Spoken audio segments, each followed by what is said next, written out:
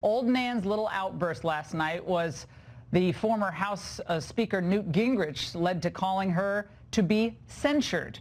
And Professor Jonathan Turley, the constitutional scholar who voted for Hillary Clinton, is calling Pelosi to apologize and change her conduct or resign. Joining me now, Congressman Lee Zeldin and Matt Gaetz. Congressman Gaetz, you actually want to take a pretty aggressive step here. What is it? Tomorrow, Laura, I will be filing charges against Nancy Pelosi in the House Ethics Committee. She disgraced the House of Representatives, she embarrassed our country, and she destroyed official records. The law does not allow the Speaker of the House to destroy the records of the House, and the rules of the House do not permit some little temper tantrum just because you don't like what the President of the United States says. And you know what? A lot of Republicans are sick of the double standard here. When Joe Wilson made a comment, an excited utterance, oh, the Democrats really brought the heat down on him when he said that Obama lied about illegals getting health care under Obamacare. By the way, Joe Wilson was right. But we ought to apply the same standards to the Democrats that they want to apply to us. And there will be an ethics investigation of Nancy Pelosi. And we will start the ball rolling to have her censured. And the first act begins tomorrow when Congressman Zeldin and I will join Kay Granger in a censure resolution. And we will force a vote on that resolution. Well, you don't have the majority in the House. I heard today that, well, it's not really a formal record because it's a copy of the speech that the president signed. And I heard murmurs that this is cute, but it's not really going to work. Congressman. Well, to Matt's point about what happened to Joe Wilson, the House passed a resolution naming names. Right, the double standard, the moral equivalency, we saw it happen this time last year when Ilhan Omar came in and they were making the comments that were anti-Semitic. We saw different standards applied. If she was a Republican, she would have been named, they would have named names and they would have thrown her off her committees. But no, it's different because she's a Democrat. Now, she should be censured. It was a disgrace. It was an embarrassment. Basically, from the inside out, Nancy Pelosi has been poisoned. She is now poisoning the House of Representatives and Congress and our country because it started off with her getting rolled by her far left, which has basically taken over the Democratic Party. Is she mad, though? Is she mad at herself?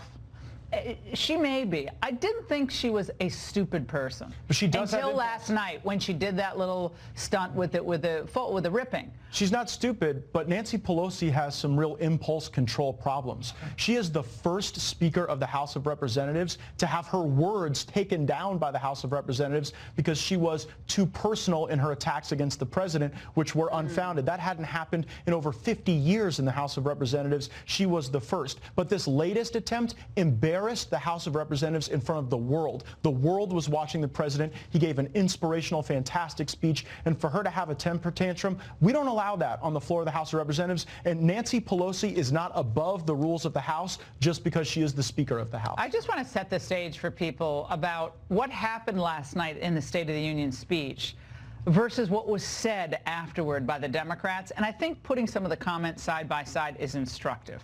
Check it out. Your husband is back from deployment. He is here with us tonight, and we couldn't keep him waiting any longer. It was a disgusting performance, absolutely disgusting. We will soon be heading to the school of your choice.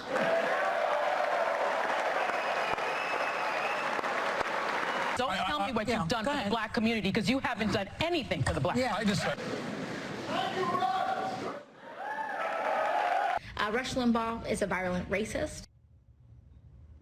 Aside from the fact that AOC can't pronounce the word virulent, this is where they came down. Every moment of emotion and patriotism and sacrificial concern was cast aside as a stunt in reality TV. It was too beautiful. I mean, those moments you're celebrating Americans who did great things, and they want to take the president out so badly that they were sitting on their hands. I tried something different last night. I sat over on the Democratic side, which I've never done before for the State of the Union address, and the groans, the way that they're pointing at each other. Every time Kristen Sinema stood up and applauding, they were ostracizing her and they were heckling. I was surprised she voted as she did today. I'll tell you, she's a smarter politician. When I first, that was a big mistake today. That was sad for her. When I first got to Congress, Barack Obama was the president. I went to the State of the Union address, never thought about boycotting, never thought about walking out, never thought about impeaching him. I was there. When I agreed, I stood up, I applauded. He was my president, even though I didn't vote for him. Congressman, it looks like your Democrat colleagues have zero plans to stop investigating the president. Watch. You said it's likely that your committee or some combination of committees will subpoena John Bolton. That's what you're saying. Has the Speaker signed off on it? When would this happen?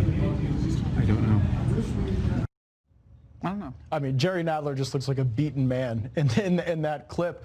But the Democrats are a one-trick pony now in Washington. They offer America only impeachment and investigations because they haven't been able to come together for an immigration plan, an infrastructure plan, anything that would actually impact the lives of the people of this great country. If she can't sit there and act like a decent human being during a State of the Union speech, how is she going to march her white pantsuited self into the Oval Office and talk infrastructure? Right, she can't, and she needs to relinquish the gavel, and the American voters have She's got to retire. You know what I would say? You got to retire.